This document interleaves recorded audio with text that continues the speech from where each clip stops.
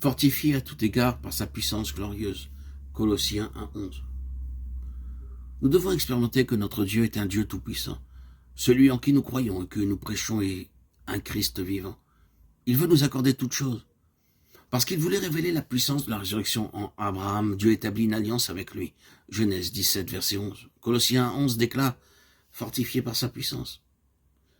Abraham n'obtint pas un enfant par la force humaine, car lui et sa femme étaient très âgés. Dieu dut placer une vie nouvelle dans leur corps. C'est la puissance de la résurrection, la puissance de la vie divine, triomphant de la mort. C'est par cette puissance qu'ils furent capables d'avoir un enfant. Par la foi, nous recevons cette puissance en nous, l'appropriant pour toute épreuve et tentation. Le même Seigneur qui est mort pour nous, qui est venu vivre en nous, peut nous accorder cette puissance. Nous avons tous les mêmes problèmes. L'ennemi suggère dans nos pensées des doutes en beaucoup de circonstances. Mais Dieu continue affectueusement à nous reprendre et à nous aider.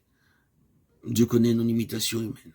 Genèse 17, 17. Alors, il envoie sans cesse des messagers pour nous donner une foi forte et pour ôter nos craintes et nos doutes. Psaume 103, 4. Il leva les yeux et regarda, et voici, 3 hommes étaient debout près de lui. Quand il les vit, il courut au-devant d'eux depuis l'entrée de sa tente et se prosterna à terre. Genèse 18, 2. Dans Genèse 18, 1, le Seigneur apparut pour la 7e fois à Abraham, et ceci dans les plaines de Mamré. Selon Genèse 13, 18, Mamré, c'est Hébron, et Hébron signifie communion. Abraham avait appris le privilège de jouir de cette communion avec Dieu. Dans le chapitre 18, verset 1, nous voyons Abraham assis à la porte de sa tente, dans une grande attente. Il n'est pas exactement heureux, mais dans l'expectative. Il s'attend à quelque chose.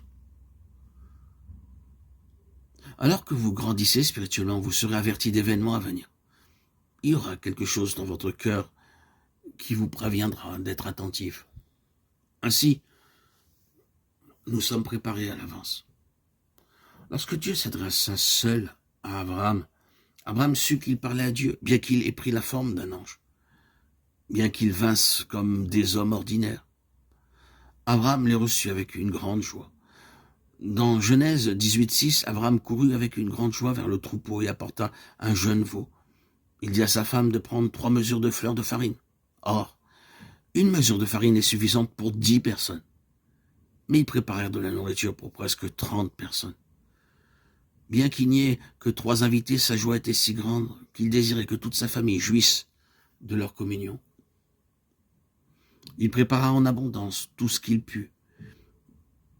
Et ils vinrent à lui avec une grande joie.